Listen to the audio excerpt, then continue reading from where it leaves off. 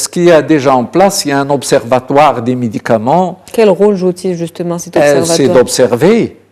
Sauf que cet observatoire ne doit plus se contenter d'observer, mais doit être actif en ce sens qu'il doit donner des alertes aux professionnels de la santé, les médecins, les pharmaciens. Il faut qu'ils les mettent au courant en leur disant attention, il y a une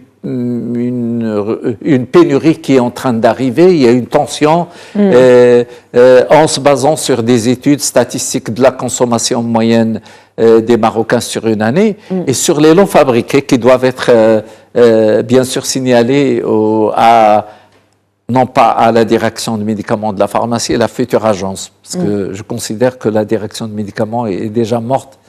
Comme on dit, la DMP est morte, vive l'agence. C'est le système qui fonctionne un peu partout dans le monde et qui donnera certainement de meilleurs résultats. Donc, il faut que l'observatoire informe d'avance les médecins et les pharmaciens sur les risques de pénurie. Ce n'est pas la peine d'alerter la population parce que malheureusement au niveau de la population, il y a les risques de panique et d'achat de panique qui peuvent aggraver des pénuries débutantes, etc. On a vu ce qui s'est passé pendant le Covid pour la vitamine C et le zinc, où les achats de panique ont aggravé les pénuries, malgré le fait que les quantités fabriquées au Maroc étaient plus que suffisantes.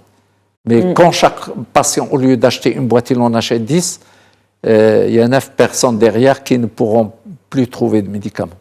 Absolument, donc il faut alerter, mettre en garde justement le rôle de cet observatoire aujourd'hui. Absolument. C'est cette mise en garde peut-être à travers une plateforme qui sera accessible seulement aux médecins et aux pharmaciens et donc les professionnels de la santé concernés en tout cas.